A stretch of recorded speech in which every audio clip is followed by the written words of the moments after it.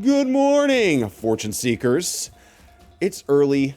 I need my coffee, and PAX Unplugged 2023 starts in 2 days. Honestly, I do not have the time to tell you why our guest, Kervin Queliza, is amazing. But Hey, maybe Joel. he can just, Joel. yeah? Quick question. Could you say my name correctly? That would be wonderful.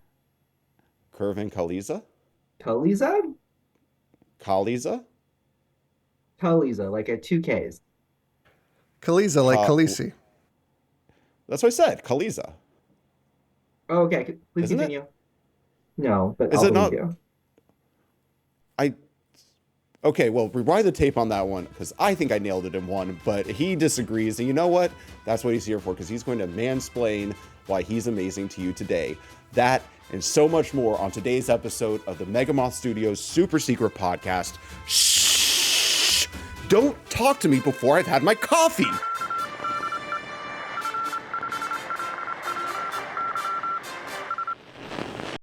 Welcome back to the show. I am your host, water drinker, and convention stinker, Joel Watts, joined as always by... Danny, well equipped with coffee, a step ahead as per usual. And today we have a very special guest. We are joined by, now I'm nervous to say it, Kervin Queliza of 4Y Games. How are you doing today, Howdy. Kervin? I'm doing well. All How are right, I you? nailed it. Hey, Kervin. Hi, Danny. I'm going to say you get a different energy of Joel in the morning. This is actually when I'm at my peak, wild. So I prefer Valley Joel. yes, I think that's much better for the show for me I to prefer be a River little on the Joel. low side. I like Sky Joel. Okay, we are going to be talking about breaking into the game industry and creating online communities with TikTok. But before that, as always, I got a little something for you too. We got the question of the week. Now this week, we answered this question last week, Danny and I, so we don't really have to retread, but go back and listen to that episode for our answer. But You're asking the today, same question of the week 2 weeks in a row? well, Kervin requested it. Okay. All right. Yeah. So we wanted to ask Kervin because it was such a good conversation starter. What is your favorite convention convention memory? And make this before pre-board game TikTok, so it's a little, it's a little more grounded. I would say my favorite convention memory was at Gen Con about 12 or 13 years ago. I signed up for my favorite board game of all time, which is Dungeon Fighter. It's this dexterity game that you bounce dice onto a table, onto a board, similar to the game Quarters. And when I sat down to the game table, the hottest guy in the world sat down next to me. And I was just like, this is going to be awful because I get weird I and I can't wasn't even look there. at him. What are you talking about? And then there's in the game you have to like throw the dice onto the table, and there's this enemy where you had to do a helping hand shot, where you had to put the dice in someone else's hand, hold their hands, and then throw it onto the table. And I was just like, and he's like, oh, here, and he like grabs my hands and the dice, and I don't know what happened, but apparently I threw the dice, I like held his hands, threw the dice, and it landed on a bullseye with the head up, which is like an insta kill. And I just remember being like, he was drinking. It's pretty great. That is I a didn't realize wonderful you went to memory. Gen Con 12 or 13 years ago.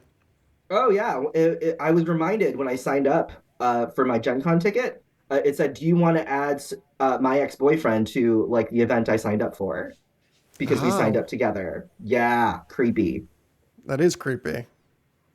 It's I a little invasive there.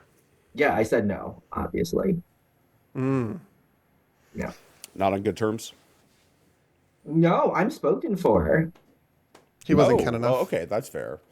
Is it Ken enough or Kenuff? It's enough. Kenuff. What's He wasn't enough? Kenuff? Mm-hmm. He wasn't. Enough for Kervin? Is that what that means? No, no, no. Yeah, there's It's a Kenuff, Joel. Kenuff. Jesus, Joel. I don't know Have you not what seen the you're Barbie speaking movie? of.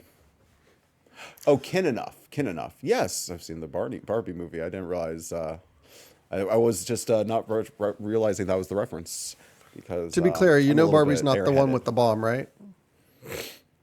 Barbie's not the one with the bomb. Yeah. No. Oh, yeah. No. I think Barbie, basically destroyed all of existence with the movie that she created. She is the destroyer of worlds. Okay. Well, We should we're off to a listen weird again. start this morning. I Yes, have we are. nothing. Kervin, you always bring out the best in us. I'm so Yes. grateful. Yeah. I'm supposed to say Well, that Ashley gave me this shirt. She'll be very Oh, disappointed if I don't shout her out I here. I was gonna guess. I yeah. was gonna ask if she gave it to you actually. So The It's a good amazing guess. Ashley.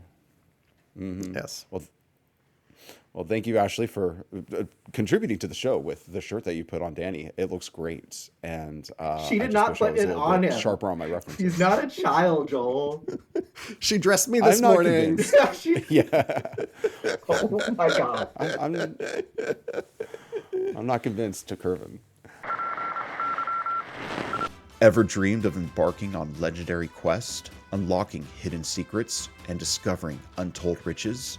Dive into the world of X Seekers of Fortune. It's the game that's soon to be taking the internet by storm. Sign up today at xseekersoffortune.com and start your journey to greatness. Remember, fortune favors the bold. See you there. So, Kervin, yes.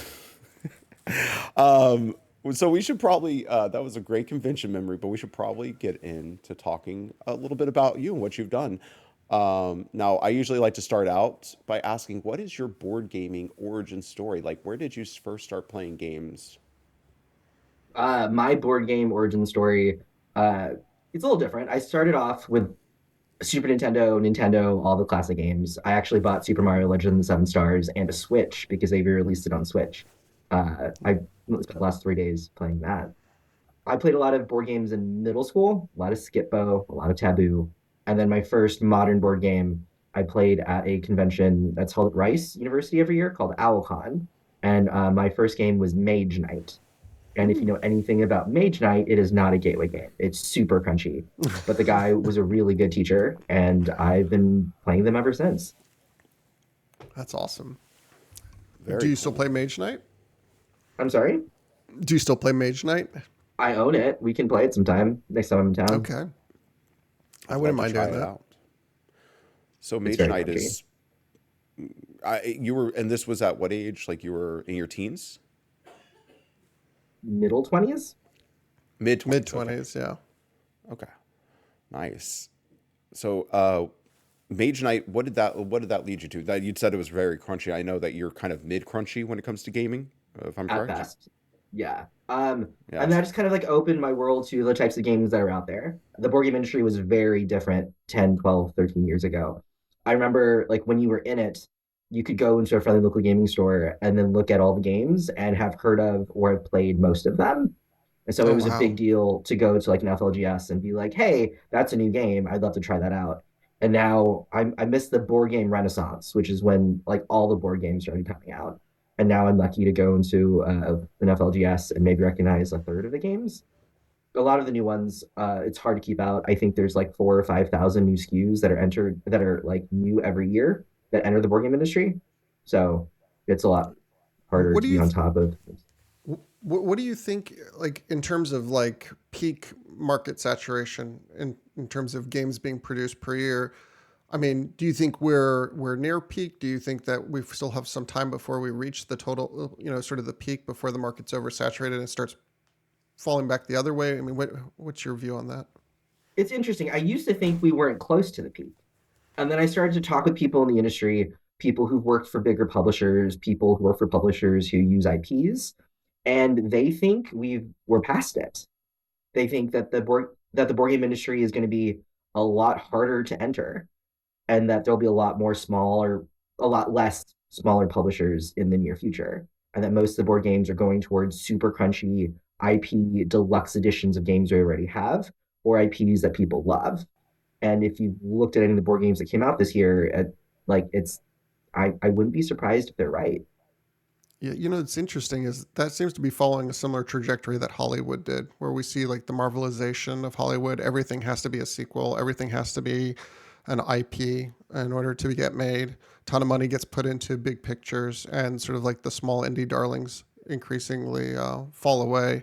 You end up with a very homogenized output from the industry. So hopefully board games won't be that extreme. But I mean that's a extremely concerning trend if that's the direction we're heading.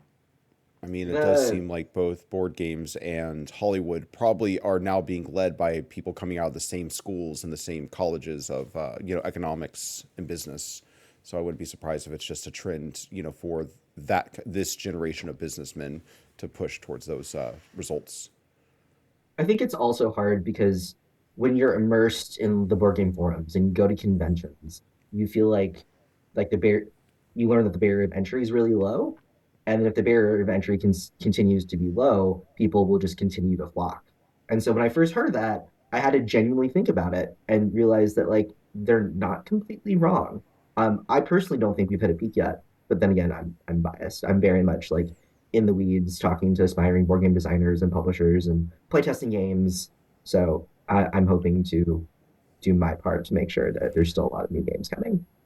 I mean, It the seems economics I that I've was looked at suggest that like we've still got $4 billion or so of growth left in the market cap before at the end of the decade. So I hope that that's the trajectory we're on, because that would imply there's a lot more space for people to participate. I think I also was that depends on like the target audience and whether or not people are starting to market outside the target audience and growing the board game industry. I think a lot of their hmm assumptions are based on the people who are already here. And I think there are hmm people who are designing games that have different target audiences and different types of games with different themes that will make the board game industry continue to grow as well. Yeah, we just had a call with Dustin from, was it Samoan, the creator of Botany? And I feel like that I'm game not going to brings, endeavor to pronounce something like that without having heard it before, but I mean, yeah. But I would guess that anyways, the second word is like salmonum or something like that. But Duck Salmonim, it's actually probably duh Salmonim, because it's French, right? Anyways, but the thing with his game is it's called Botany, and it's about flowers and growing plants and going exploring to finding flowers. And I feel like that's the type of game that brings new fans in, new people who are like, I don't want to play games, but I want to experience botany, literally botany. yeah, I think also though, to your point, Kervin, I mean, there's a lot of I mean, this is a lot of what you talk about on TikTok, right? Surrounding diversity and how we can get more perspective in games, how we can kind of step away from sort of the generic pool of themes that we've seen before, and creators that maybe share the same historical perspective and innovate within the game space by bringing fresh voices in. Is that resonate with what you're saying? I didn't know it at the time, but yeah. When I first started on TikTok, my goal was just to make games I wanted to make. And in order to like have an audience for the games I want to make, I had to explain where I'm coming from. So a lot of my TikToks, which are like traditionally considered board game TikTok, I talk a lot about my life and my inspirations, and I talk about like my humor, and I share parts of my definitely a lot more parts of myself than a lot of other publishers and content creators do. And one of the reasons is to try to expand the target audience and have people have a better understanding of where I'm coming from. Because in the board game design forums, whenever I've posted something, I either get one response or people are just really confused. Yeah, it's interesting to see how people react to new voices, and it seems like a lot of times, like certainly this isn't universal, but a lot of times people are really reluctant to see change in the industry. They want to just continue to retread the same stuff that they've retread. And again, this is not speaking for everyone, but it's always interesting to me that people are resistant to new things. I would think that it would be exciting to see game themes and perspectives that you've never seen before, because it's an opportunity to have a new experience. And I place a high value on having new experiences. So the idea that people would, just want to kind of double down and see, a repackaging of the same idea they've seen 3 or 4 times is kind of alien to me. But you've done a tremendous job, I feel like, in like reaching out to people, across the industry and providing help and support, especially for people who are up and coming.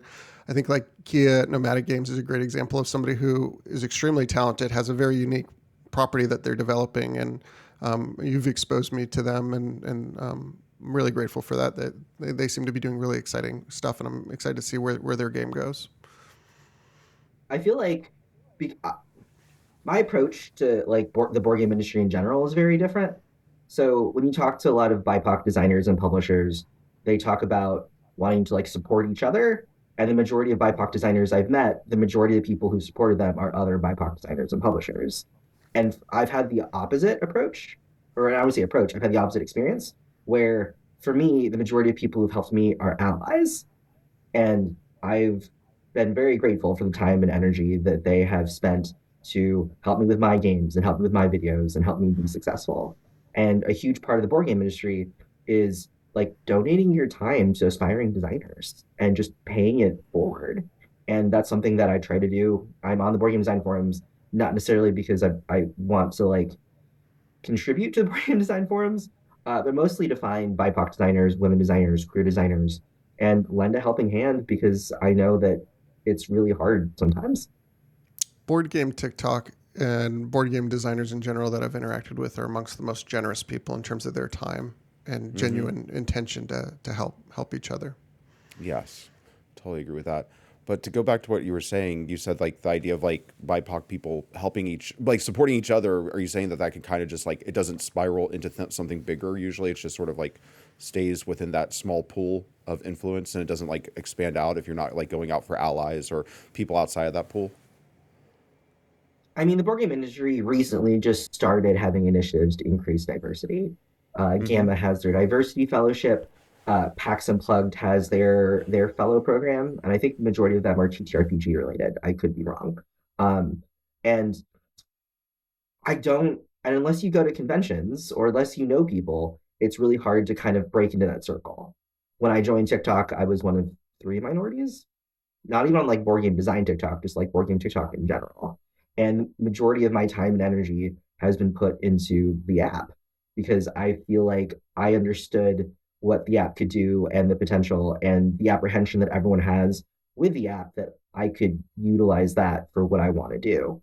And so trying to figure out Instagram or YouTube or like Facebook when I've already figured out TikTok and trying to navigate the audiences is very difficult.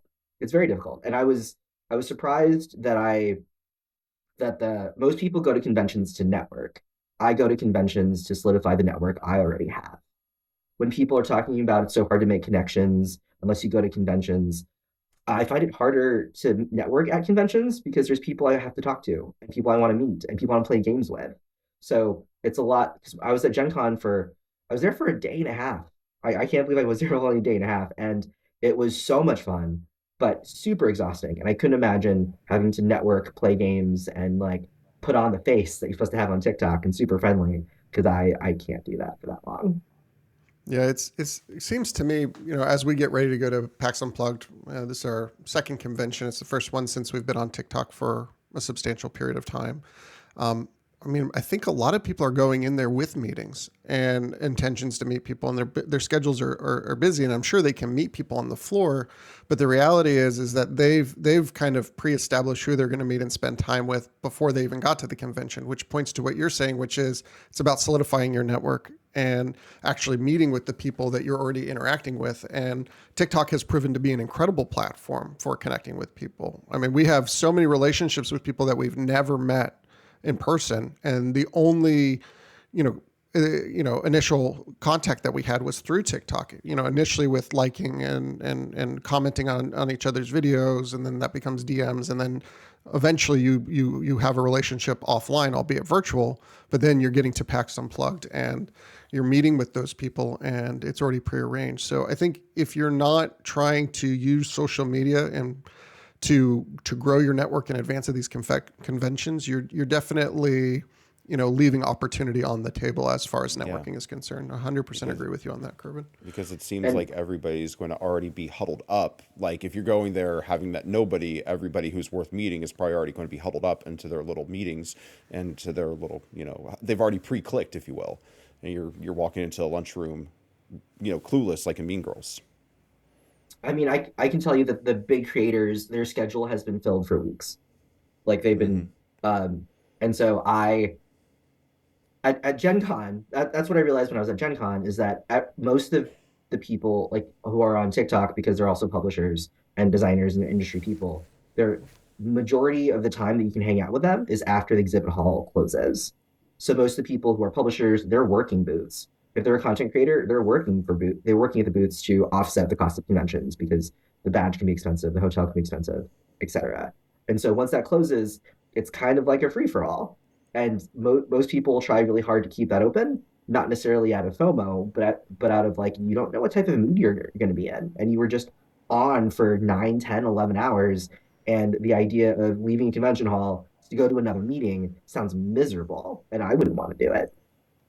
Yeah, 100%. People are exhausted. I mean, Comic Palooza ran us, exhausted the entire time we were there, and we were just there one day, right, Joel?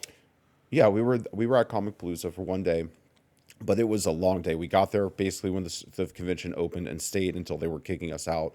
I would say it was at least a 12-hour day of nonstop play testing and networking, with maybe a break here and there. But us taking breaks and shifts just to walk the convention floor and grab a refreshment or a bathroom. Yeah, when I walked the floor, like everything was closed already, and I just happened to be able to come into contact with an artist and have a conversation with them, and that was productive. But in general, I mean, if you're not getting those meetings in advance, you're definitely kind of picking from what's left over in people's schedules, and that could probably be frustrating if that's your intention of going to something like PAX Unplugged for networking. So I did want to ask you something, Kervin, based on what you were saying earlier about TikTok as well, which is, you mentioned how TikTok has really been your approach to growing a network and sort of building your brand in the board game space. How has your approach been received by more established industry people when you talk to people who kind of come from a more conventional background or ideas about how to grow in the industry? How do they react to your TikTok strategy?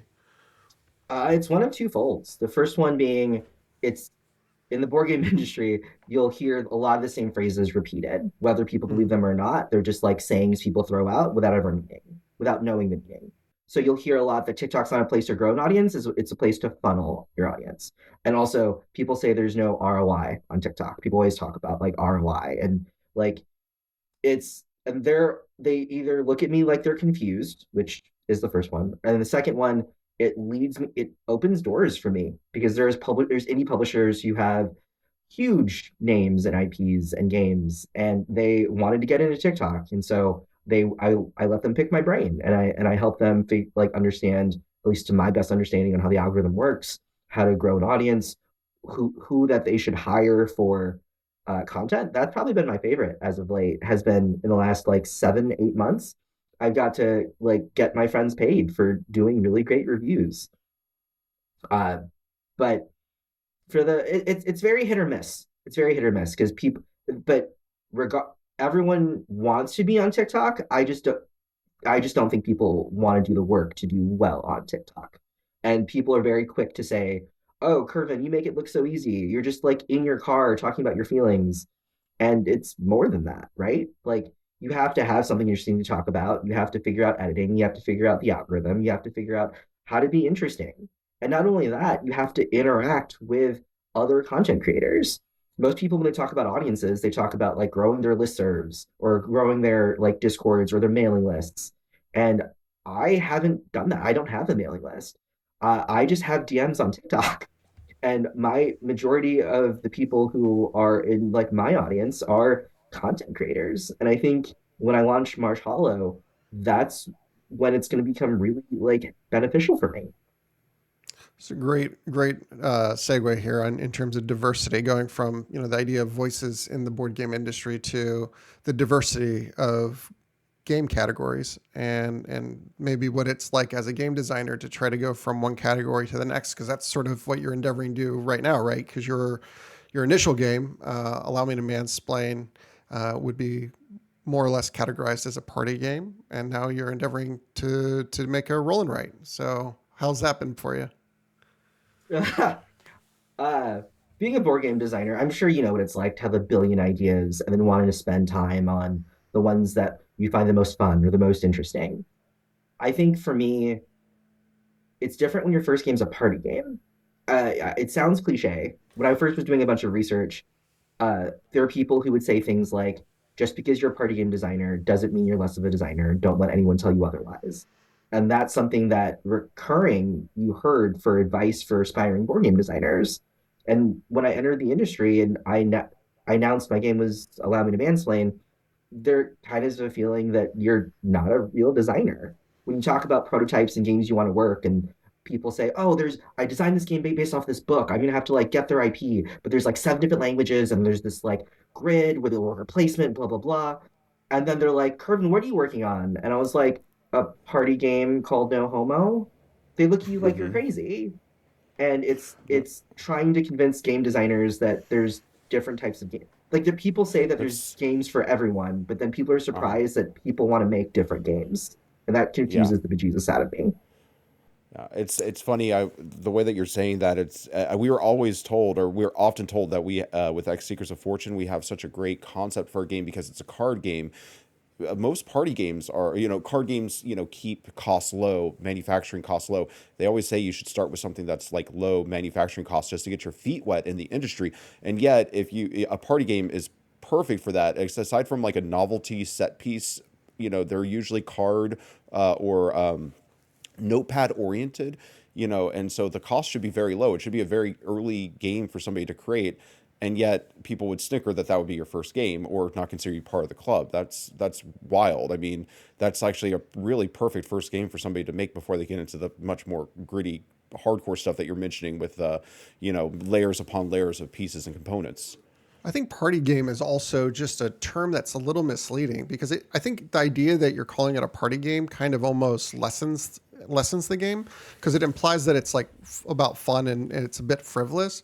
Whereas in reality, these are typically games that are highly social. Like, I mean, social Yeah. gaming, I know that has a different connotation with social media, but I mean, one thing that I think I've heard you say in the past, Kervin, and I know I've heard Jack say with respect to Serial Killer, is that the conversations that arise from playing the games are often some of the most meaningful conversations, period. And those don't feel like party conversations. I mean, maybe a certain kind of party, but in reality, they're doing deep work, I think, in terms of helping people be exposed to ideas and sharing ideas and experiences. So again, I think party really doesn't sell the category adequately.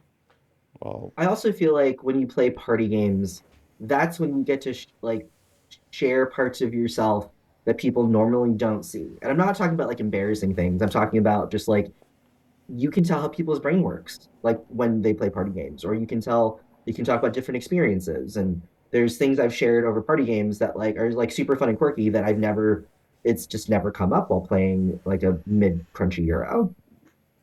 I think that one thing that's crossing my brain, I don't know if I have the full ability to articulate this, is it's just the kind of people who make games probably don't consider parties to be socially, like as a high priority in their lives. A lot of the people who make the crunchier games. And honestly, let's face it, games at the dawn of man were probably designed in two spaces. One was complete solitude, and the second was around the fire having a good time. I mean, like, why are most of our games, why most parties have games associated with them? Flip cup, beer pong, would you have, what is that one? The one where you hold up fingers and it's like, Yeah, I've never ever done this thing. never have I ever. Never have I ever. Like most games or circle around the idea of being at a party. There's called drinking games for a reason. I think that it's just, it's like one of those things where, um, the popular kid is not getting respect for being clever or something. I think designers often approach games from two different perspectives, and there's probably more, but these are the two that seem obvious to me right now. One is being really people focused and really about like understanding and interaction between Hmm. individuals. It's very very socially minded. And then the Yes. second is more systems based and more Hmm. math based, and you're more interested in seeing how things move in relation to each other, and it's about managing different aspects of a system. And I think that those two sort of mindsets, often are reflected when you see kind of the variety of games. I mean, you can kind of categorically say, okay, this is a game that's really about the social interaction. This is a game that is really about the mechanics. And there's overlap. I mean, those aren't, it's not a binary, but, Hmm. to me, it seems like those are the two predominant approaches. I don't know how y'all feel about that. If you would add any nuance there. The only other nuance I would probably add is the people who love really crunchy, really heavy games that take hours and you can get analysis paralysis from are the type of people who generally don't like party games in general and are not good at them. And Yeah. you being in a space where I enjoy party games, but I also enjoy like middle crunchy games, I definitely have a perspective on the types of party games I'd want to make them more accessible and more fun for people who normally don't like them. But also, I know why people don't like heavy crunch games, and trying to figure out ways around it or make it more accessible or just present it in a way that is a lot less intimidating. And you'll get people who are willing to at least try games that they normally wouldn't because it's too hard, quote unquote. One of the neat Yeah. things about Marshall, go ahead, Joel. Well, no, I was just going to round that out. I mean, I was just going to say the people who enjoy the crunchy games and don't respect the party games, we have a name for them on the internet this day and age, and they're called STEM lords. And, you know, they tend to downplay the humanities aspect of education. And I think in general, they don't understand, they only think, seemingly, they dig deep on mathematics and engineering, and they don't respect anything that comes from the arts or humanities. And it can be, you know, it can be dangerous, you know, or I think personally it can be dangerous for our society if people are just so focused on thinking that all that matters is engineering and science. That's like there's so much more to life than engineering and science. What's the Did you difference say between that? we? Yeah. What? Did you say, what do you mean we? We call them STEM lords? Yeah, we, the royal we? What's this like STEM lords? I've never heard the term in my life. Science, technology, what? Engineering, mathematics, Oh, Yeah. STEM. Like okay, STEM. sorry. Is that the I same heard thing as an edge lord? They're very much a Venn diagram. What is an edge lord? I mean, an edgelord is just somebody who says like, you know, like envelope pushing stuff, not for a agenda, but just to get a reaction out of people. Are they That's what I postal would say an workers? edgelord. No, postal workers. I mean, I don't think so. Is What's it the because overlap between postal workers and people who push the envelope? based on the postal workers I've met, maybe a sliver. It's very narrow. Yeah, yeah. There's actually a guy in my delivery zone who I deliver to. He works for UPS, so a little bit different, but he's a really nice guy. I think he's former military. And he has a big beard, but that's about as much edgelords as he has. He has a really great personality, and he definitely appreciates, you know, the finer things in life, like Domino's What Pizza. is happening currently? I don't know. We're just talking. We're Are waiting for you we? to save us, Kervin. I don't Yeah, consider Danny did yourself that thing where saved. he hyper focused on my analogy instead of my point, and then we got down into a little bit of Wait, the you had mud. a point? Well, yeah, my point was that what edgelords are, which are people Oh, okay. who say Gotcha. edgy things just for the reaction and just because it's like, oh, isn't that, you know, oh, what do you think of that? You know, instead of it actually being for a point. Sometimes you have to say controversial things because you need to get people to think and to push them out of their mindset. But edgelords just do it because they're like, that's what an edgelord is to me. Okay. I was wondering how to classify you, so that's good information, Joel. Thank you. Kervin, do you have experience with edge lords? No comment on any of that. I don't know what's happening. All right. Okay. Well, Well, so go ahead, Joel. all right. Well, I was just going to say to get us back on track. Do we want to talk at all about? Well, Kervin, I mean, you're in the middle of creating your second game, but we should talk about your first game and the creation process of that. Allow me to mansplain, which is a party game, but it's the kind of party game that's going to get everybody a little tense, especially at the table we were at when we got to play, which was such a fun time. What was we talked about your origin story as a board game player, but what was your origin story in deciding to design Allow Me to Mansplain, and how did that go? I woke up in the middle of the night wanting to buy a mansplaining party game. And I don't wake up in the middle of the night ever. And I'm not an impulse buyer either. So I like went and there was like three.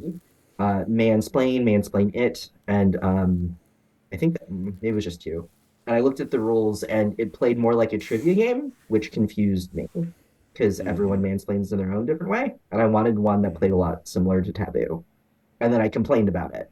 for like 3 months straight to everyone in my life because I really wanted this.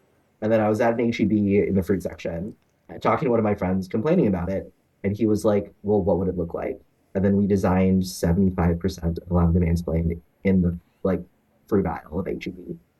And then that turned into making a prototype that turned into taking to work because my coworkers asked what I was working on. And then I started to do all this research, trying to figure out if I could have it manufactured, if I could self-publish it, and realized I could. And then as a joke, I put on the list of things to do with TikTok. I joined TikTok. I creeped for about 4.5 months, reluctantly made my first 12 videos. It was more than just one. If you ask any of the OG 4Y Games followers, they're like, Kervin, you clearly didn't want to be there. And I said, correct, I didn't want to be there. But I'm glad I stuck it out, and it's kind of where it's led me today. Man, I love that your origin story involves HEB, because if you're from Texas and your origin story doesn't involve an incident at an HEB, are you really from Texas? I'm I'm as Texas as they come. Born and Yeah, hell raised. yeah, brother. Like, I love it. I miss Texas. We hope to have you back soon. In Very least Texas. for a visit. To be clear, No, yes, not often. No, I fully intend to be back relatively soon, and we'll have a game night for sure. Excellent. I'm now, excited to have the opportunity to catch up at PAX for sure. Go ahead, Joel. Sorry. Oh, I didn't think you were going to PAX, Kervin. You said you weren't, and that whole thing about Ben lifting you on his shoulders was going to happen. You said you weren't convinced. I thought you acknowledged I was lying because you said you weren't convinced. He's an Just go with the remember? kayfabe. Yeah. God, I am not going to I don't live of by all the white things people you've called me, rules, Joel, Danny, you the know that. edgelord is like the one I hate the most. I feel like Will right now is going to have like Joel Watts, edgelord superimposed over your video for the rest of the episode. Kervin's like, this is going off the rails. Yeah. This is the last time I did the super secret podcast. I can't wait to see what you post on TikTok. It's going to be Joel's edgelord supercut. Yeah. Now, when we were talking about Allow Me to Mansplain, the thing that I thought like really showed the heart of the game was that you said you play tested primarily with your your theater buddies. Is that correct? No, I play tested primarily with women. All of my Coworkers, girlfriends, right? My coworkers. Yeah, the majority of my playtesters were middle-aged Black women, and they thought it was hilarious. And if you've known me for a while, you know that like I have a very intense memory for details, specifically with conversations.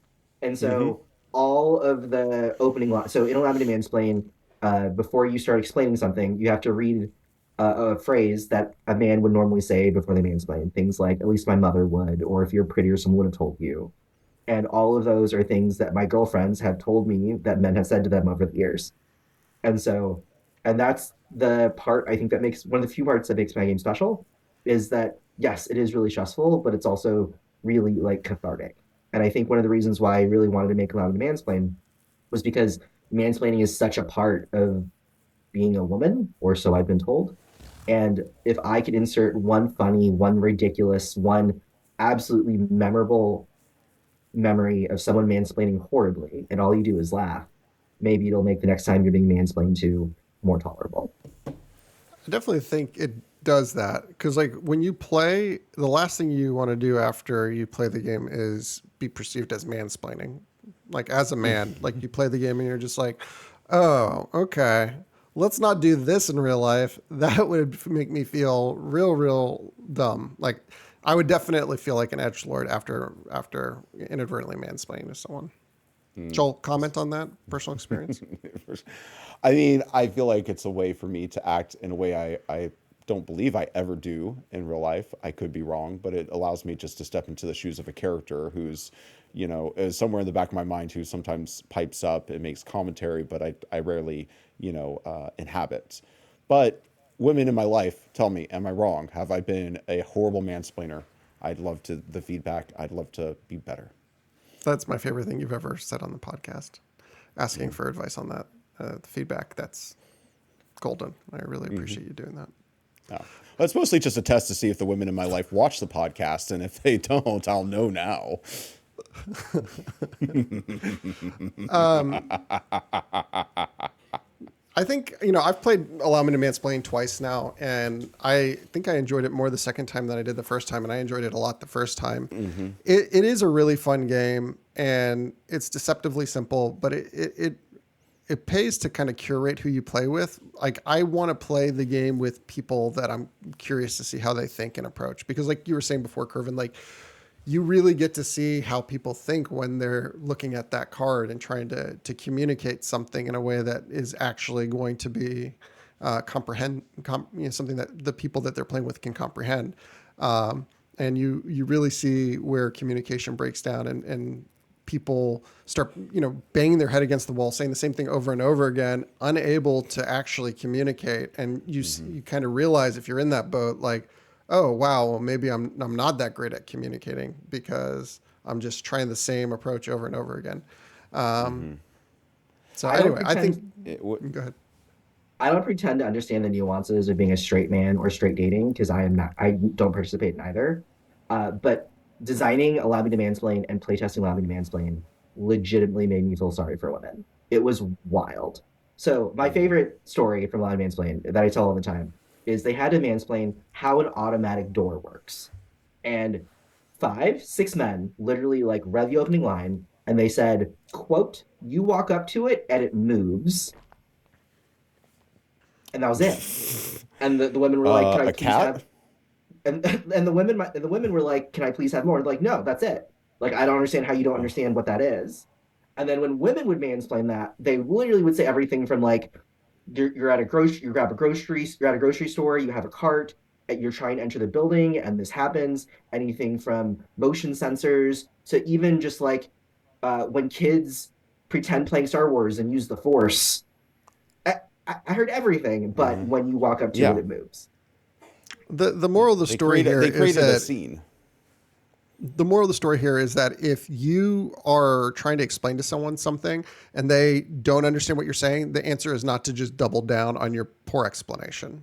It's like, Correct. try to figure out some point of reference that you can connect with them on. Don't just expect that people are going to come over to you and understand exactly what you have in your head.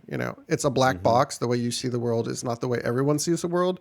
And you are doing yourself a disservice if you're insisting on people understanding what you're saying purely on the basis of how you think. If you want to be understood, which I hope that most of us, endeavor to do, you should put some effort into making sure that your explanations are things that, people can actually digest. Yeah, I would just add to that. If you're playing a taboo game and you need to create, set a scene in somebody's head, just remember the journalist's, way of telling a story: who, what, where, when, why. Go back to those. If you're like, if you're hyper focused on the what, try the where. Switch over to one of those when you're playing these style of games.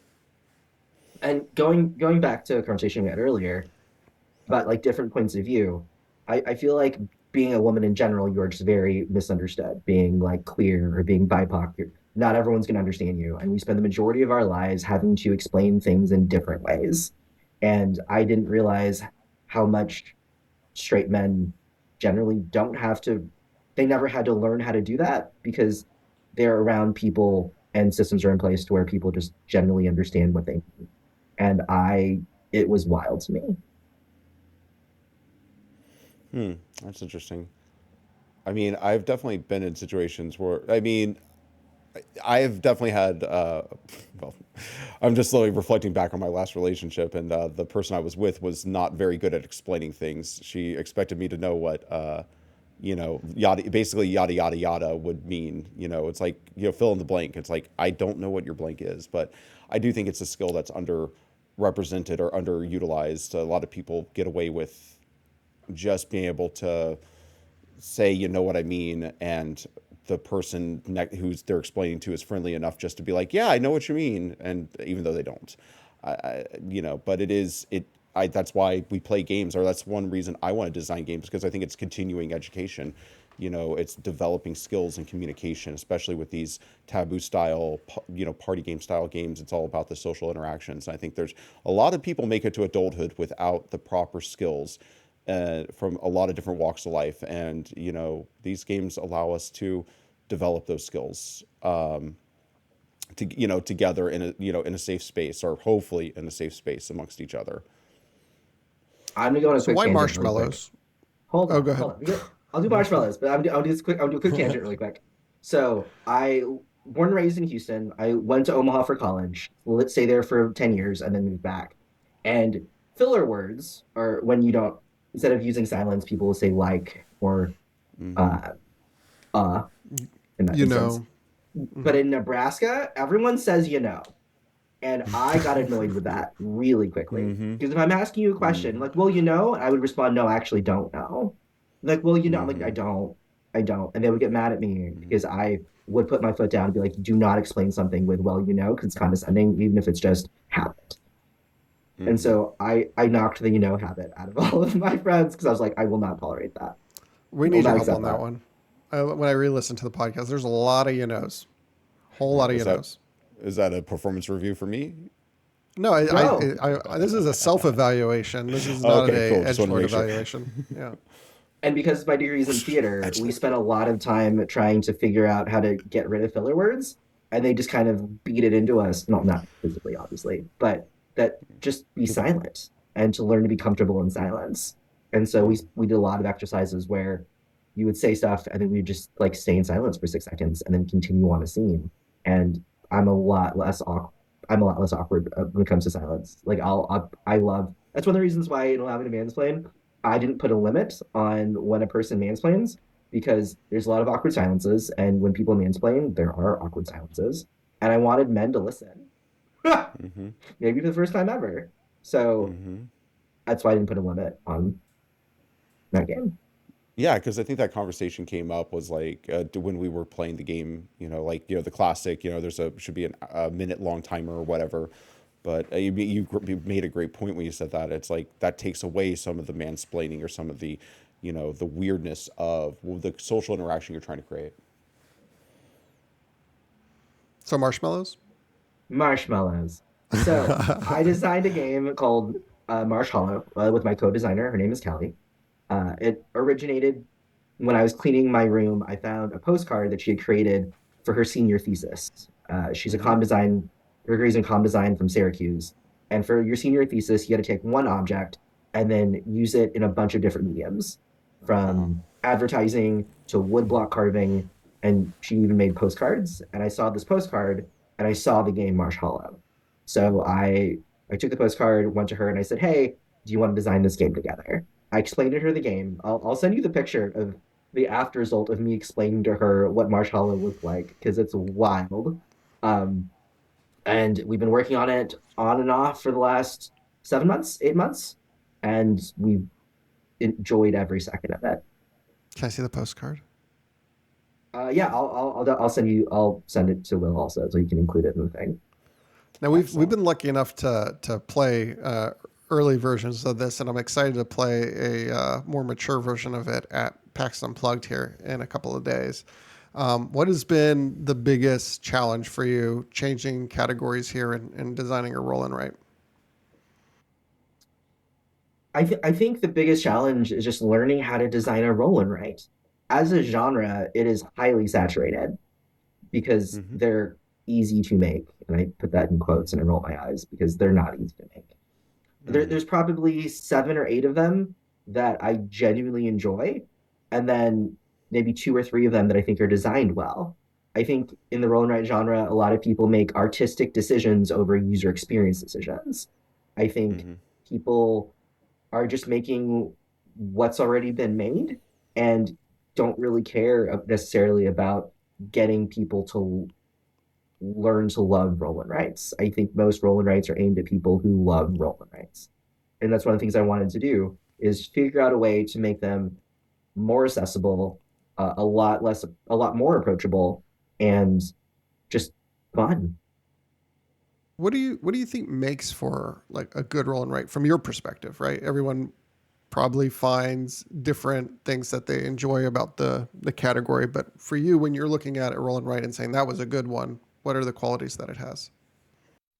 The base qualities of a roll and write are they can be played solo and it can scale really easily. Uh, and then there aren't a lot of words. in roll and writes. Everything is replaced with iconography. And I'm not the biggest fan of that because the iconography resembles the legend of a map. And because you can have icons, so in the game, I probably have 25, 30 marshmallows.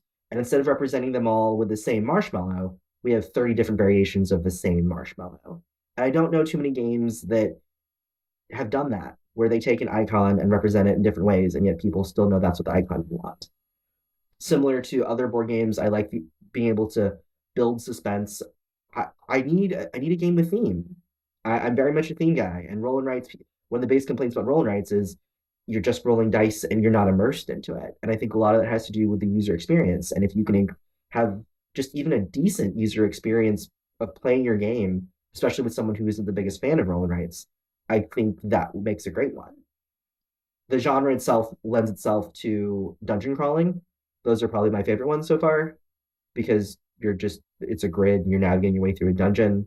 I played a lot of TTRPGs back in the day, so it kind of has that feel. You're rolling dice, but I don't know. I just think a game.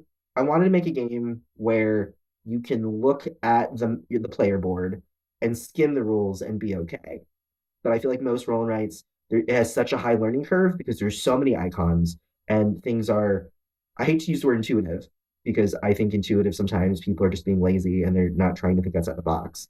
But I think having the the barrier of entry is a lot lower if it's designed well. And I think with Marsh Hollow, I'm trying to design it in a way where the barrier of entry is not intimidating because most people who look at roll and writes, their anxiety just tells them absolutely not. Yeah, that's a super important point. I think when it comes to design in general, I mean, you were cautious there in the use of the word intuitive, but the less time a person needs to take convincing themselves that they're capable of playing your game or that they can learn it quickly enough to start having fun, the better off you are. I think a lot of times people look at games and if they're not super hardcore gamers, they look at the rules and they're just like, this is a lot to onboard right now. I just want to have a good experience.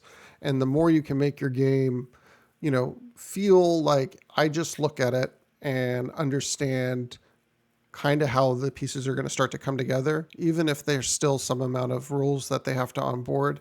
Just having that user interface be somewhat familiar or somewhat intuitive, I think, helps people pick up new games much, much faster. And I felt that way with Marsh Hollow. There were some things that it took some time to onboard, but generally speaking, you understand that there's a fire. You understand that you have water. You understand water puts fire out. You see marshmallows on fire. You recognize that you have to put them out.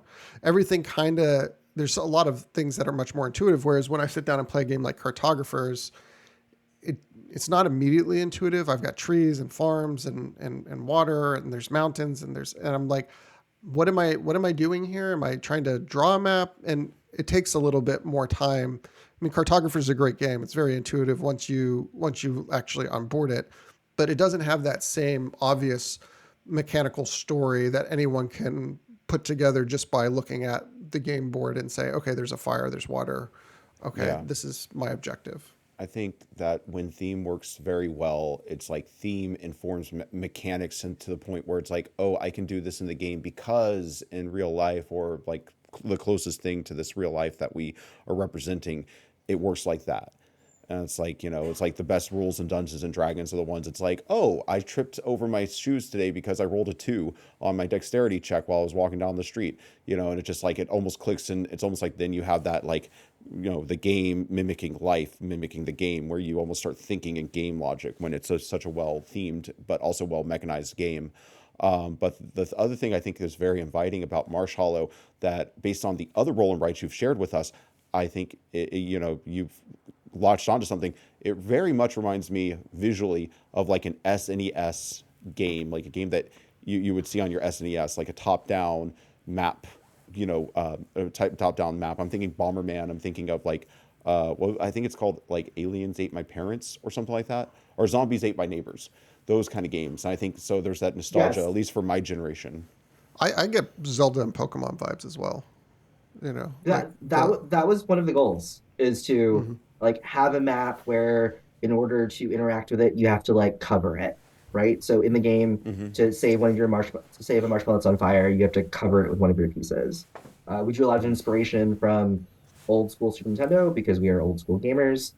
We also Hmm. drew inspiration from Cult of the Lamb, which is a game that's on Steam for the art. And then the art for the game is Rubber Hose. It changed from a couple styles, but we ended up on Rubber Hose, which made me happy because it's the original style that Goofy was done, and I'm a huge Goofy fan. Oh, I see, love I'm a that. Donald boy myself. Put him out. Yeah, you're probably Donald ducking right now, if I had to guess. Well, he'll never know. That's what an edgelord would do. Hey, so Kervin, what's your approach to playtesting? What's my approach to playtesting? Have a purpose. Hmm. Communicate. I like I get so confused when people say, "Hey, let's have a playtest," and I said, "What am I looking for?" And they just look at me. Like, are you trying to am I trying to break your game? Are you asking about the experience? Are you asking about mechanics? Are you adding another player? What are you looking for? And I think I think it's totally fair to if for a game that's super rough to be like, hey, I don't know what I'm doing. This is kind of where I'm at. Let's go. I think that's totally fair, but I don't think you should run all your playtests like that. I also feel like people process things differently. And I mean, I'm sure you've known me long enough to know that my brain works very different than most people. And that's why I hate the term intuitive, is because how I process information and what I need to give you what you need is very different. And I'm lucky that I know what I need. I'm very upfront about saying, hey, like I need this, or why aren't you doing this in order to get what you need? So I think first you have to know what you're looking for and then conveying that to your playtesters and then taking an obscene amount of notes and maybe give them like a survey afterwards for them to figure it out. One of the things I liked about Marsh Hollow is that it's a roll and write, or technically it's a flip and write. And I've played the game probably close to 500 times. And because of my style of play, I've tried everything because my brain's everywhere. And so whenever I play test games, it's less of, hey, does this game work? It's which mechanics feel clunky and why. Is this game as difficult or as easy as I think it is and why? And is there anything you think I'm missing? And because I think my first playtest was after what 200 games, and it was at Gen Con, and I played with five very different types of gamers: people who love party games, people who love story, people who love theme, and then people who love really crunchy games. And their feedback was the gambit. And I used a lot of that when I redid the board and have made changes. And it plays significantly better than when you played it last. Two great points there, I think. One is if you're going into playtesting and you don't know what you're testing specifically, the usefulness of that playtest is going to be limited. To your point, totally fine to be at a stage in the process where you just need to know whether you have a viable system and mechanics and you're just needing to take the car and see if it can go around the block. That's fine. But as you get into later stage playtesting, you should know what you're trying to evaluate. You know, if you're late stage playtesting and you're just kind of like throwing things at a wall to see what reactions are, that may be a sign that you're not being intentional enough with your decisions and you're not designing towards a coherent vision. And the second thing I would say is if people are giving you a variety of feedback, which is excellent, right? You just said that you had five different gamers and they give you perspective, five different ways. That is very, very great, but its ability to be actionable is going to have a lot to do with your ability to have a coherent vision that you can then integrate that feedback in. Because otherwise you're just chasing squirrels. You're like, okay, well, Tony told me this and Bob told me this and Edgelord Joel told me this, and you don't know which direction you want to go. And you have to just kind of, the game is going in too many directions to end up coming together as something that is coherent. So having that guiding vision throughout, whether it be what are you testing or what are you trying to build towards, is absolutely imperative to get the most out of your playtests. I wanted to add one other thing. Be Okay. grateful for your playtesters, and like they're volunteering their time. Most people don't get paid to playtest your game, and they're often doing like an hour, 2 hours, depending on your game. And the one thing that confuses me about board game design forums and people in the industry is that they act like it's so easy to get playtesters. And in actuality, you should be grateful for the ones who are willing to play test your game. Absolutely, 100%. It is a miracle that people will play a game that that is in development, because anyone who's been asked to read the rough draft of a book or a screenplay or anything knows that depending on how good the person is at doing the thing that they're asking you to review, it can be a painful experience. And the fact that someone would donate their time to you and say, hey, I'm going to try this even though I have no guarantee that I'm going to enjoy myself. I'm going to spend 45 minutes in what might be a challenging situation. Like, don't take that lightly. Sorry for saying, Kervin. I would add something to that, and I rarely do I think a screenplay or a novel in its first draft phases will make the reader feel dumb, but I think a game has the ability to make the player feel dumb, and that is a very rough place for anybody to be in, is like feeling like they don't get it and they should be getting it. I mean, usually when a novel or a screenplay does that and puts you in that, it kind of gets you in that place, you have the defensive mechanism to go up and be like, this person's just bad at writing. Obviously, they're not communicating their ideas. But for I think a game comes with that a more rigid structure, a pedigree of it working, that I think could lead people to feeling like, like I said, like they're dumb. And secondly, on that, it's like, yes, especially with X Seekers of Fortune, the first few iterations of the game that we rolled out and playtested with plenty of people probably were not good. We're kind of more of a boring game. I think that the exciting part was, hey, our friends made a game, and that's why we got them roped into playtesting our game. But I definitely, I am very appreciative of those early playtesters, because they definitely got the game up to a point where it was actually entertaining and gratifying. I have a question for you, Kervin. This is a spicy one. What was your impression of the X Seekers of Fortune playtest that you attended? I think that was the first time we actually hung out in person after Comic Palooza at Uncanny Games, and we kind of roped you in last minute because we were in your neighborhood. Probably should have given you more advance notice, but what was that experience like for you? Not probably, you should have. I lectured you and said, you're in my area of town. What the actual heck? Uh, I'll like the experience as a board gamer was I went in with an open mind, and I'm glad I did. I Because I when I went to Uncanny, I didn't just play the game and leave. I watched people play the game. I watched you guys interact. I watched y'all explain the game. And a huge part of playtesting is just being able to take in information. And I think it's helpful. I wanted to be helpful in case I wasn't able to provide anything interesting to X Seekers of Fortune, to be able to provide a different perspective on how the playtest went. So I'll speak to that first. I didn't understand, like, as a board gamer, as a designer, to have to design a game that's quick, relatively quick, right? It was like 30 or 40 minutes. And then at the end of the game, people just say, like, play it back. And then they started shuffling and doing it again. There was no, oh, hey, like, we should try this. What did you do here? There was not, like, it made me feel like board game people are condescending. That people were just, like, really quick to be like, it should be this, it should be that. They were able to just enjoy the experience of the game. And then when you taught them the game, like, that was the second time I was taught the game, and it was probably like 10 or 15 minutes.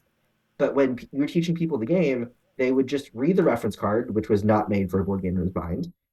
I think I threw that at you because I was so mad at that. But like, to look at the cards and then be able to talk smack round three about the game, I was like, I have the idea of someone playing a board game that you designed and then feeling comfortable enough to play it to in your first time playing it and talking smack is wild. And that just means that it was designed in a way that TCGers understand. And like, I acknowledge it's a good game. I wouldn't say that I fully appreciate it for like the context for TCGers, because I'm definitely not versed in TCGs. But the way people were gravitating towards it, the way people were enjoying it, and the way, like, it was the type of playtest most board game designers would kill for it. Nice. So I really like, want to hear more about that, and I'm going to have to listen back to what you say in this next segment, because I have to step away probably for about 20 minutes. Bye. Hello. Hi, I'm Joel Watts. Joel Watts. As I was saying, no, so like, and I think that's like I mean, I've told you this before. The second I played X Seekers of Fortune, even though I wasn't in the most ideal mindset, like I acknowledged that y'all were special. Like there were board game designers who there's a lot of talking, there's a lot of dreaming. There aren't a lot of like people who like deliver on like what they say they're gonna do. And I played your game, and I designed enough games and played enough to know that y'all put in legitimate time and effort. And there are things that I knew it wasn't the first playtest, I knew it wasn't the 10th playtest, and you went in with I just want people to play my game. And the fact that you were willing to do that at Comic Palooza of all places, which is like this massive con, and to have no idea what's happening, and to have me be the first person. Sorry, hold on. And to have me be the first person to like play the game and just look grumps the entire time because I couldn't break it, and I was annoyed at Joel. Like I was just like, I think I want to be friends with them. Well, it's incredible that you wanted to be friends with us despite the fact that you were upset with Joel. But unsurprising that you were upset with Joel because he flashed you repeatedly. Repeatedly. I just wanted to play Repeatedly. Catacombs. No context. I still don't know who you were playing with. I know you mentioned to me once before, but are you in contact with that person? Is that somebody that you are friends with? She was in my board gaming group at Jason's Okay. Deli. Like we played board games pretty much for like every Tuesday for like a year. So like we Do you were miss very the comfortable Jason's Deli board gaming group? all the time. All the time. It's sad. What's your go-to It's Jason's Deli order? meatball sub. Nice. That sounds good right now. It's messy though, but it's fine. People are used to It's just good like though. it's fine. Like it's fine. I'm not like they're just it is what it is, right? I go for the experience, and for Jason's Deli, I think it's good. I would never Would you crave it. rather go to Jimmy John's and get a sandwich from Jimmy John's or get a meatball sub from Jason's Deli? I'm not a sandwich person. Like I never crave sandwiches. Really? I don't understand. Like the woman make me a sandwich. If it was like woman make me a breakfast taco, I'd be all over that. But like, but Well, like then make me as some flan. rough, woo, stop it, stop it. Tommy made me flan. I'm excited. Is it choco But flan? chocolate flan's harder to make because it's like with the Mm. glaze. But no, it was just like normal flan. But yeah, I'm not a big sandwich guy. Like I just I don't. I love bread. I love meat. I love them separately, but like together, it just it's whatever. I like sandwiches. I'm a sandwich guy. I think that I've never seen you eat a sandwich. I don't live stream myself every time I eat a sandwich. Like, maybe I should have a sandwich stream. Some people would love that. You're like daily sandwich eating. Yeah, you show me the people who want to watch me eat a sandwich, and I will stream myself eating a sandwich. And until they show up, I'll leave that to the imagination. I pull favors. I'm just saying. Like I said, I'll go on live and do a sandwich live, but I need some evidence that people actually want that. Oh, actually, I wouldn't be surprised. That would actually make for a really good board game TikTok live, where it's just like 4 or 5 creators making sandwiches and talking, About showing board off their games? sandwiches, I think talking that'd be about cute. sandwiches. We could do that. Have everyone just make a sandwich, talk about games. I think that'd be good. I would love that actually. Ooh, I got an idea for a game. We each make a sandwich. It has a certain amount of ingredients, and then people have to guess what ingredient is on their sandwich. And then if they miss it, they have to like take a bite. Take a and bite. Then, yeah, and then That's the objective is cute. to. That's cute. That'd And be cute, the actually. last one with the sandwich left wins because they had the most exotic ingredients. Let's be real. I would have very exotic ingredients, especially with a boyfriend. Lord knows what I would put in that sandwich because of all the stuff he has. Lechon?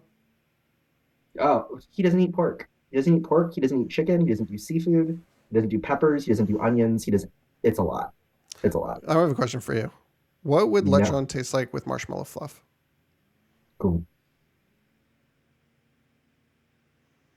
you could have like you could caramelize the skin, Hmm. right?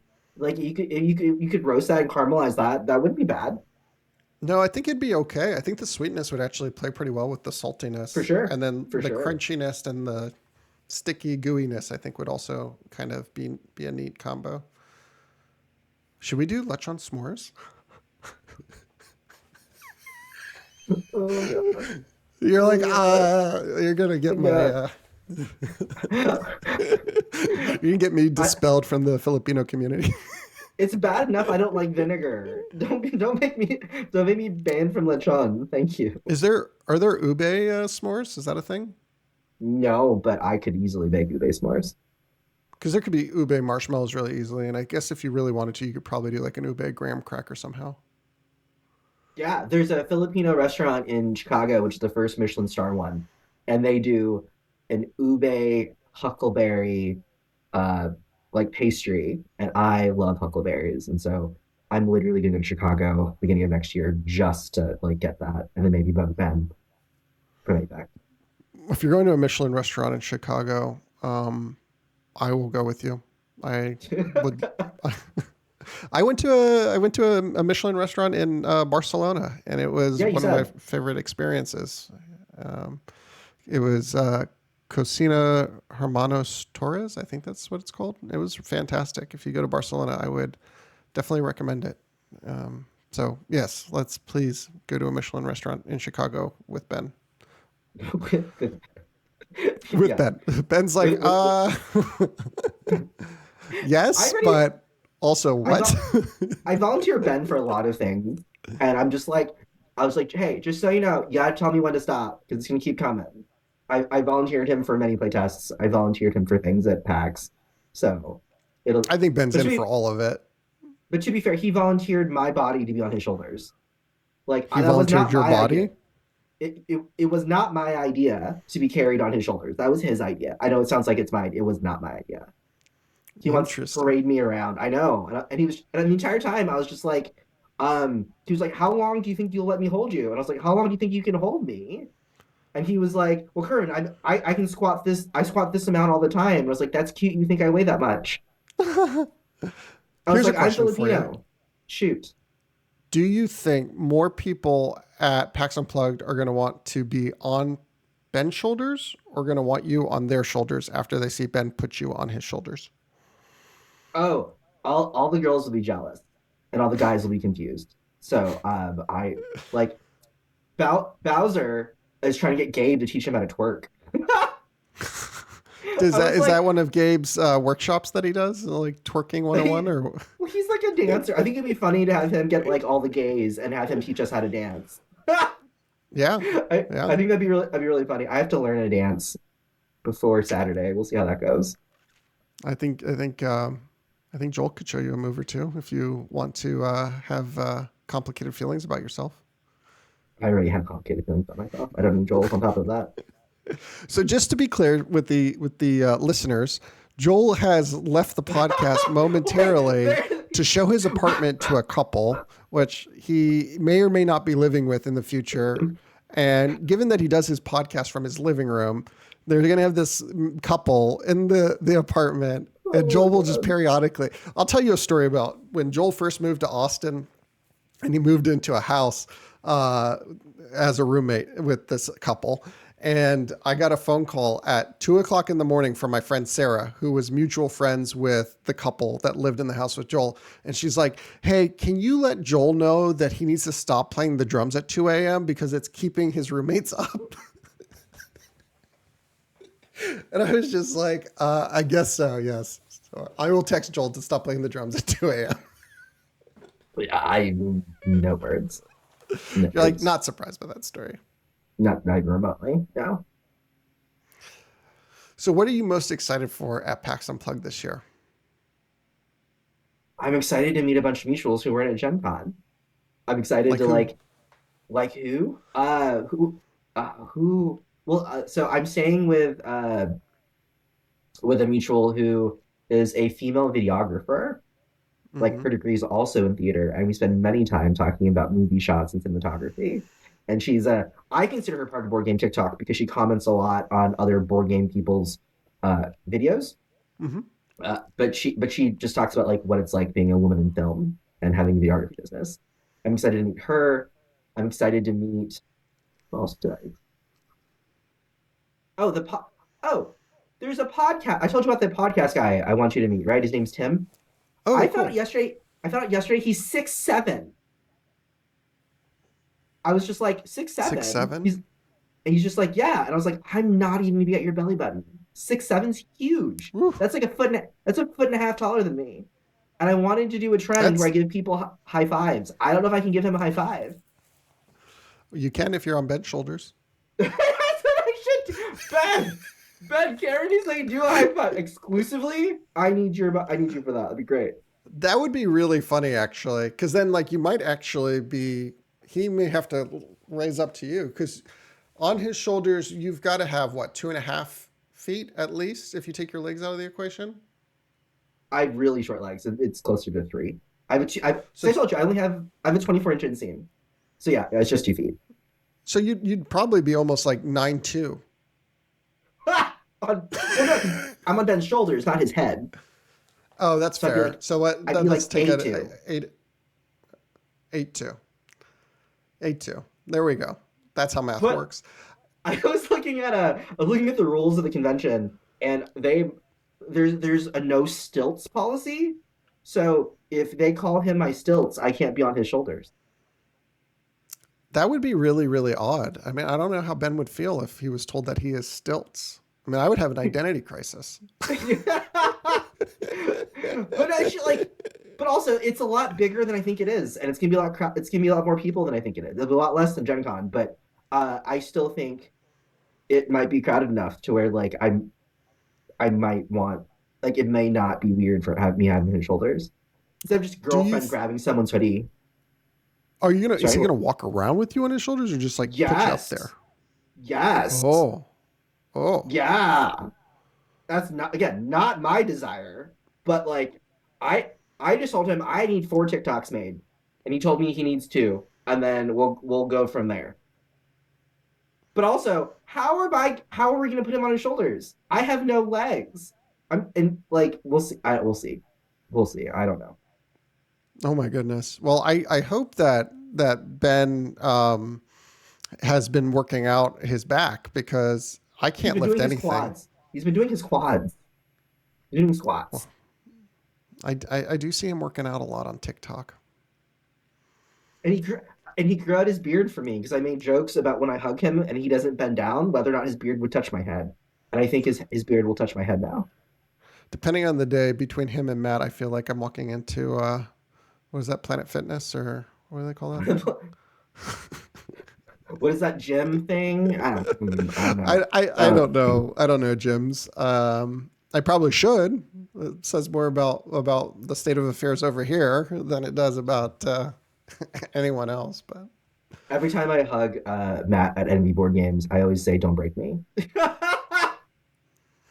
yeah, it's a good disclaimer to give people. Right? I think more Or just people should him. go around saying, "Please don't break me." Yeah, I'm fragile. Why is the Goofy movie the best movie ever made? Feelings. Hmm. It has all the feels. Hmm. Great storyline. It has great music. Has awesome dance sequences, and it has Goofy, who is arguably like the best Disney character ever. It's so underrated. Like I feel like this is like probably one of the best Disney movies that many people have not seen. Like probably the majority of people have not seen the Goofy movie because it is somewhat niche. I had no idea it was niche. I was at Disney because I lay over a lot in Orlando, and there's always kids with like goofy stuffed animals, and that like I made a comment like, "Oh, have you seen a Goofy movie?" And their parents are like, "Wait, there's a movie about Goofy?" And I was like, "How are you a millennial? I don't understand." I get like visibly angry and upset, and I'm just like, "It, please Google it, thank you," and I just walk away. It's such a powerful movie about the father son relationship and the sort of distance that we find between us and our parents sometimes as we get older. And I think you can see both the child view and the parent view. I think Very well. as a kid, I definitely, you know, I could get where Max was coming from, like this idea of wanting to, have space and to do his own things. And sometimes, finding his dad to be a handful. But as a father, I now, I'm finding myself relating more and more to Goofy. Probably not surprising to anyone listening at home. But yeah, I mean, there's definitely this feeling of wanting to reach out for your kids and not necessarily knowing how to connect with them sometimes. So definitely one of my favorite all-time movies, not just Disney movies. I would say that it's very, very high up there on the most impactful movies I've ever seen, and certainly the ones that elicit an emotional reaction from me when I watch them. I mean, I've told you the first time I heard the song "Eye to Eye" at the end of the movie, I heard it as like, I heard it as a slow song a cappella, like an acoustic Really? a cappella. The first time, like I heard the song, but in my brain, that's how it processed. And so, Oh, and so that's why I've been saying that when I get married, my friends are going to sing that song a cappella because all of my friends are all theater people and they all sing. And so they're going to sing my first dance song. And everyone's just like, Kervin, blah, blah, blah. And it's been like 20 something years. I'm like, nope, still hasn't changed. Like to the point where when me and my boyfriend were talking about like deal breakers, I told him if he had his first slow dance song picked, we should pick another person because that will not change. I would choose that over you every day. Luckily for me, he said he didn't have one picked. I said good. oh man. I feel like there's going to be a frenzy for people trying to get into your wedding party. I feel like a lot of people are going to be jockeying for position for that. It's it's that's gonna be To big. be clear, you're not engaged at the moment. So for people tuning in here confused, thinking that No, we're but plotting my wedding. but yeah, you like everything in your life are very premeditated and intentional, and I think you probably know top to bottom what you want your wedding to be. So In intense. I will take intense. That's fair. intentional, not That intense. You're very that intuitive, you know. is so intuitive. So intuitive. But no, like it always confuses me when people play one of my games or I provide feedback to one of their games and they're like, wow, that was like so well thought out. And I was like, I talk about diversity on TikTok. Of course I'm gonna be like I'm gonna have really good thoughts and use the right words. Like why are you're surprised I'm articulate? I'm not just some random. I always joke that I don't have the privilege that like allies have just talking about diversity and just winging it because they Yeah. can they can apologize and it's fine. Oh, But for like sure. it's very different when a BIPOC person or a queer person like misspeaks and then just like yeah. Oh yeah. I mean, we wing our opinions on diversity all the time. It's just one of the many privileges that we're assigned at birth. Must be nice. Uh, it's a burden. Such a burden. You know what's a burden is the fact that Joel has abandoned the podcast and he's the host, meaning we can't even end the podcast if we wanted to. Like we have to just talk and talk and talk for hours until he comes back for us. I feel this reminds me of when I was a kid and I was taking piano lessons and I had a very strange piano teacher. And I won't say their name because they were a very strange person. And they had me in a small brick room with the windows covered in bars, and they were giving me a private piano lesson. And he got up and he said, "Wait right here. I have to go. I'll be back. If anyone comes looking for me, I was never here." And then he locks the door and leaves. And an hour later, he had not come back. And I was like 10 years old, maybe 12. And I'm over here just saying to myself, what is happening? I have no phone. This is pre-cell phone. The walls are thick. No one could hear me scream. I'm not saying I was screaming, but if I was screaming, no one could hear it. And eventually the person who was coming to pick me up that day, like went to the office and was like, has anyone seen Danny? I don't know where he is. And they had to like find the piano teacher who was God knows where to come and let me out of the room. And I was just there for an hour. So this is what this podcast is starting to feel like with Joel being the crazy piano teacher in this scenario. Yeah, he makes me feel like every ally ever, where they just say like do all the work and I'm currently there. and they're not. Yeah. Joel, hopefully Joel is closing with these potential people here who He want better. to. He just judged us for no reason.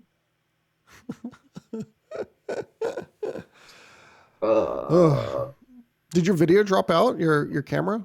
My Discord did, yeah, Did it but crash not. on your phone?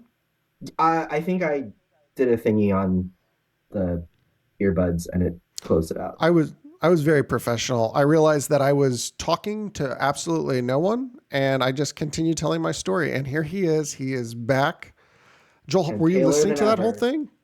You're on mute. We muted you, Oh Joel, yeah, because yeah. we I did not can't. want your We never personal want to hear business. you. It's true.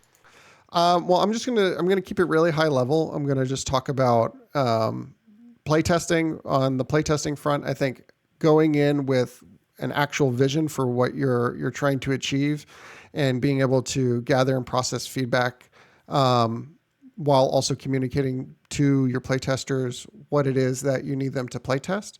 I think being grateful for your playtesters is another big takeaway. I think that TikTok is a extremely powerful network building tool, and sometimes it is perhaps much more effective to build your network in advance of going to conventions rather than using conventions as your main means of networking because people may already be booked out.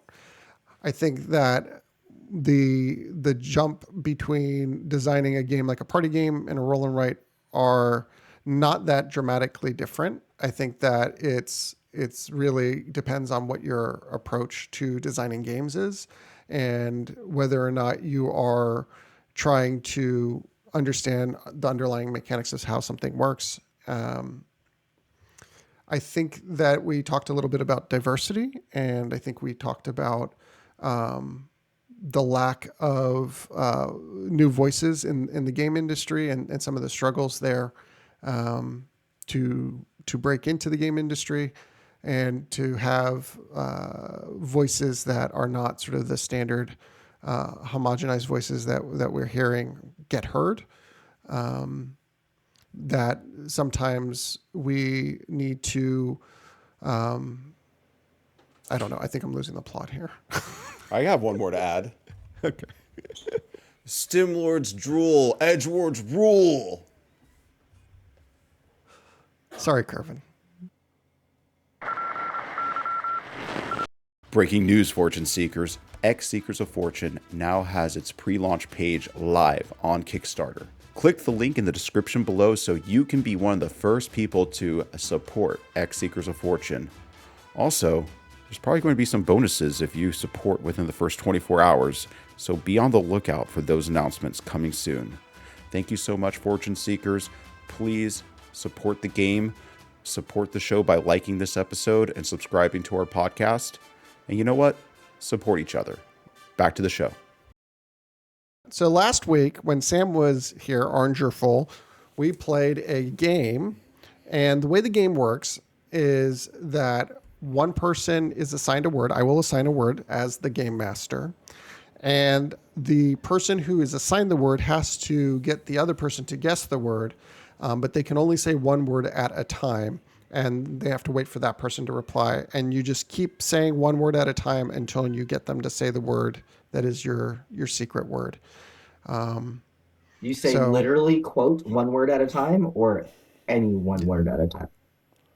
just one word at a time. So for example, I might say apple, and then Joel would say fruit, and then I would say seed, and then he would say farm, and I would say tree, and then he might say orchard, if orchard was the word. So it's just bounce back forth until you can get the like person to say tennis. the secret word. So will All right. Kervin have the word first or will I? I'll give Kervin a word first. Kervin, are you good with that? I'm gonna DM you on the side here. Did you Okay. get that? I did. All right, Joel, go for it. I mean, Kervin's starting, but Okay, I'm ready when you are, Kervin. Joel. Hot. Not hot. Nerds. Slumlord. What would that be called? Landlord? Not. not.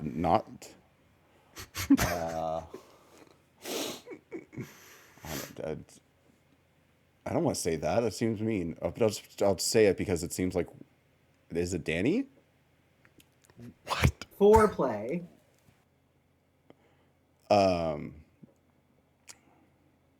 Gentleman. Corner. F1 race? What? Orthogonal. Square? Side. Co-host? This is ridiculous. WWE. WWE. Wrestling. Christian. Did you say Christian? I know where he's going. Yeah. Okay, Christian wrestling, Joel. I don't know, White? Tag team. Christian tag team. What the fudge? God, are you serious about? Your lack of WWE bona fides here is showing, Joel. Wow. Christian tag team, Joel, Red, wrestling, Shawn Michaels, Partner.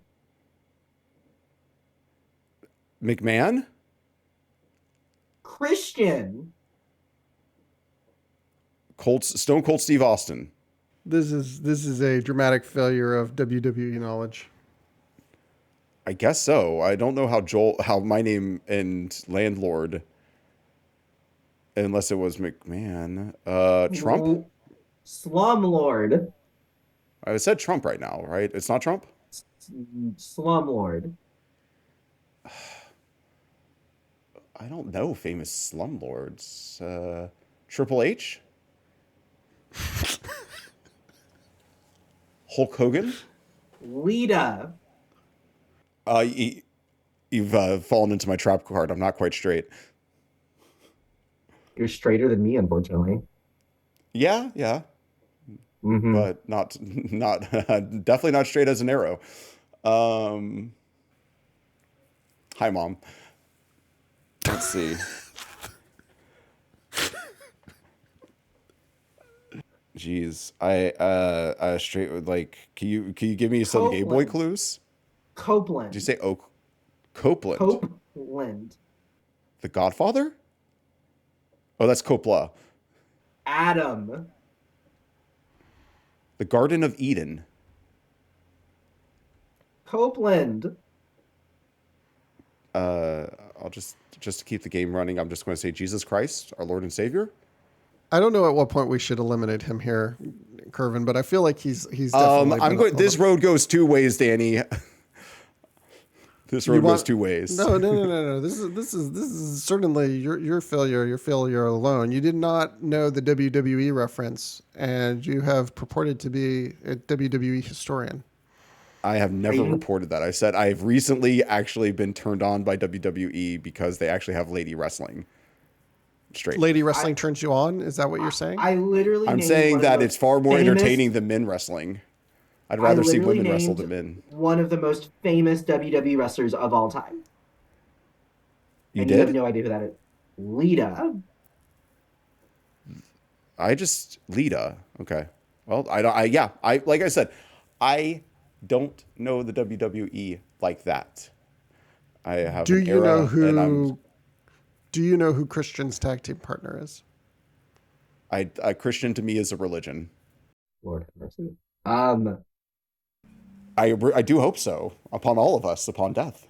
All right. Well, I think we're going to have to reveal this one because I don't think that he is going to get it, being the edgelord that he is. So, It said edgelord, not ringlord. It was edgelord.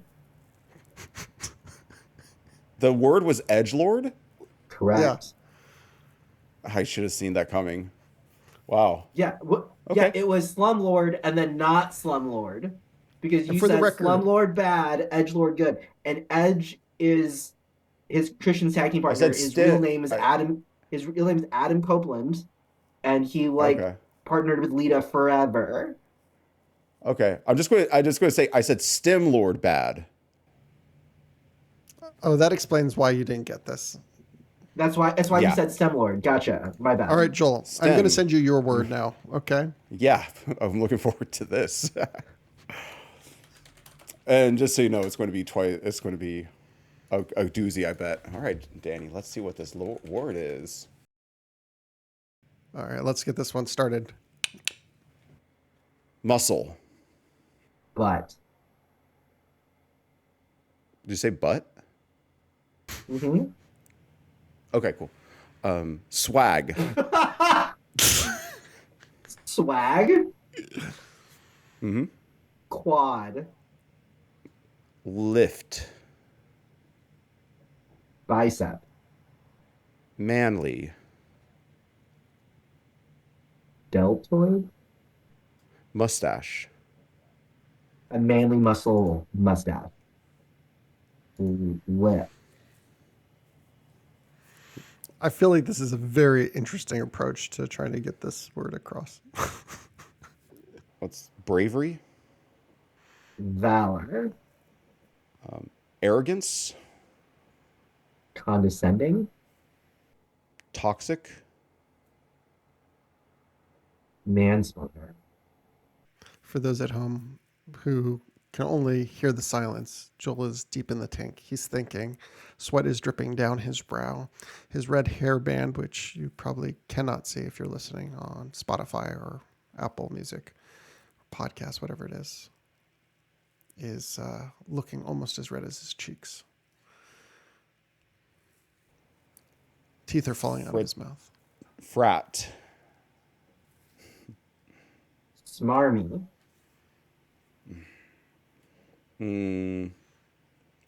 Masculine. Bro.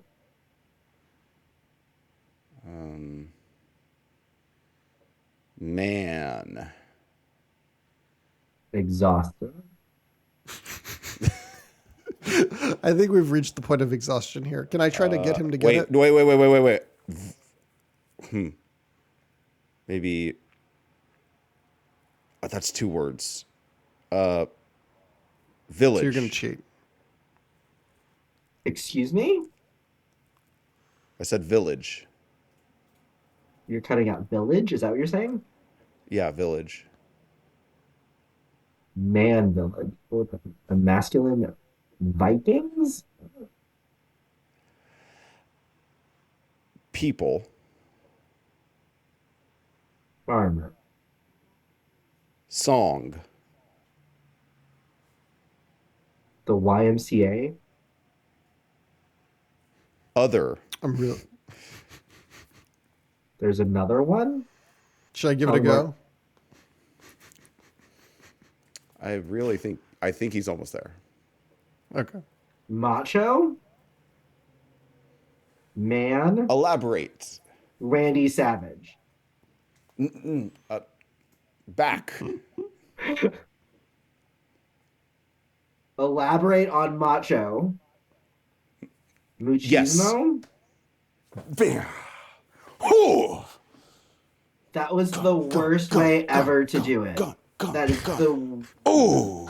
You got there. That is... Did I? You said machismo, did you not? Oh my god. That was awful. Yeah. Results, baby. That's what we do around here. No wonder we people get hate... subjector. No wonder wonder people what? hate party... No wonder people hate party games. Oh, I thought you were going to say, no wonder people hate the podcast. No, They will I'm after this not that episode goes mean. live. I'm not that mean. Oh, boy. Well, will you do a word for... Can I give you a word for you to do to Joel? sure. Map. Adventure. Maker. Cartographer. Bingo. See? It's not hard. Yeah, that was a much easier word. You It's give a me job. one. I'll do it, Kervin. Okay. Come on. Okay. Give Yeah, me a tough one. let him do me. I'm Knuff. Okay. Nietzsche. No. No. Egypt. Nile? Nietzsche. Pharaoh? Okay. I'm just going to sit back and do this. Philosophy. Rome. Egypt. Plague. River. Nile. Philosophy. Denial. Meaningless. Worthless. Philosophy. Is it like nihilism? That's like the only word I know. Mm-hmm. There That's you go. literally the only like philosophy word I know. Cool. Nihilism. Yeah. Yes. Cool. No. Well Nihilism. done. Yeah. Do I know what it means? No fucking idea. It's just a word. You still in got here. it. It's a word Nihilism in means here. the belief in nothing has meaning. Oh no, I literally just wrote random stuff for philosophy class. That stuff for grade. No idea. Uh, I feel you. Yeah. All right, Joel. Excellent. Awesome. Well, I think we all got a good round in. And, I think we all won a little something here. And that something is knowledge and friendship. Said like a true edgelord. No. All right. Kervin, did you have anything else you would love to express to our audience today? No, I'm good. That's where like I wish I had like a AI deep fake of him saying, "I wish I had not done the podcast." I wish I never done I'm the sure we podcast. Can we use that All as a right. testimonial? Yeah. The Megamoth men are useless. I don't understand what they're making me do. They have no idea what they're talking about. One just left for 40 minutes in the middle of the podcast. I don't feel 30. valued. Oh, sorry. He mansplained to me it was 30 because he wasn't here for it. So he wanted to make sure I had it correct. Yeah. I had a stopwatch going. Were they interested in the apartment? Yes. Are they Were they interested in you? you? That seems inconsequential to me getting a new roommate, but I do think that they seem like they were, like they seem like they were like, hey, I could vibe with this guy. Do they turn their I'd like to pineapples believe. upside down? That's a good question. Did you What? ask? Do they They turn the turn their- pineapples upside down? Correct. No, I did not ask about that. I didn't think it was a vital information, but I Can you have text been them? known to. Did you text them a I pineapple? could. Yeah, just say, "Hey, do you prefer your pineapples right side up or upside down?" Parentheses cake. Well, I think that sounds like a very fun little game to play. I think in matters of business, I should probably avoid that. But yes, Kervin, one more time. Where can they find you on TikTok? At 4ygames.flan. Excellent. And Danny, where can they find us on TikTok? At Megamoth Studios. Excellent. All right, folks. Well, thank y'all so much for coming. Kervin, thank you so much for being our guest today. This has been Danny. I've been Joel, reminding you that you must start somewhere. So why not here? Because Joel won't be here for the majority of it.